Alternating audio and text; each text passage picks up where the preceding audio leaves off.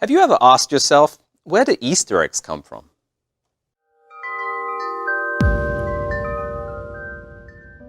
Centuries ago in the ancient land of Mesopotamia, the Babylonian Empire worshipped a variety of gods and goddesses. As legend has it, a large egg fell from the sky into the river Euphrates, and when it hatched, the goddess Astarte was revealed. Eggs are widely seen as symbols of fertility, and Astarte was worshipped as a goddess of fertility. The New World Encyclopedia provides more insight into this ancient myth. Ishtar, a goddess of both fertility and war, is the Akkadian name of the Sumerian goddess Inanna, and the Semitic goddess Astarte, the three names referring to the same deity in different cultural contexts.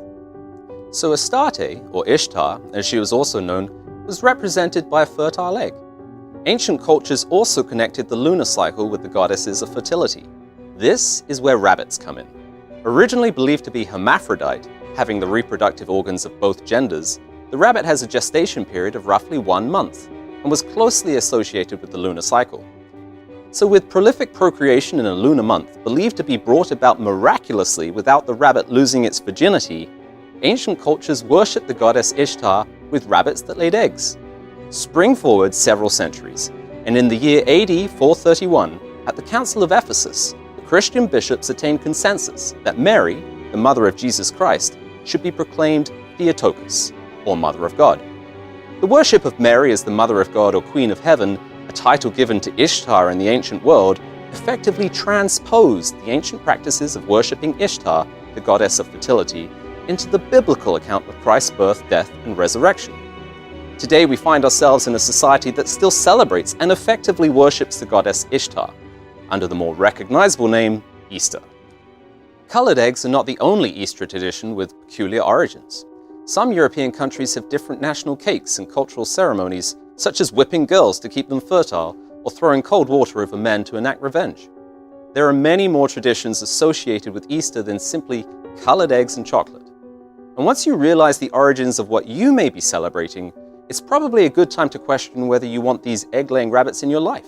Will you teach these traditions to your children? If you're a Christian and your church has taught you to observe the mythical worship of egg-laying rabbits, you must then question the veracity of the entire religion. What time has allowed to become tradition is in fact an absurd misrepresentation of events. In other words, Easter is a mockery of an historical account. If you took my voice and applied it to the body of another, does it not also make a mockery of what you hear? Therefore, if a Christian religion claims to follow Christ, but instead takes the stories of other gods and applies them to the biblical account of Christ, they are a sham. Ironically, this deceit and fraudulent religion is precisely what was warned about in the very text Christianity is supposed to be founded upon. The vast majority of those who profess the Christian faith today have ignored instruction from Scripture and have adopted idolatry. Rabbits and eggs have nothing to do with the solemn observance of Christ's death and resurrection, which occurred at this time of year. If you have reason to believe in the existence of a creator, then it is best practice to go to the biblical source. Listening to the opinions of men without comparing what you are told to the original material leads to blind faith. If you can't prove something for yourself, how can you firmly believe it to be true? Do not have blind faith. Question everything, especially your traditions, and realize that you are mocking your child's intelligence by telling them to look for colored eggs laid by rabbits. Here is a fun fact: rabbits don't lay eggs. I'm Jonathan Riley for Tomorrow's World Viewpoint. To subscribe to our channel, click here. To access articles, telecasts, and booklets from Tomorrow's World, visit our website, twcanada.org. In the Western world, there has been a very considerable loss in the valuing of tradition.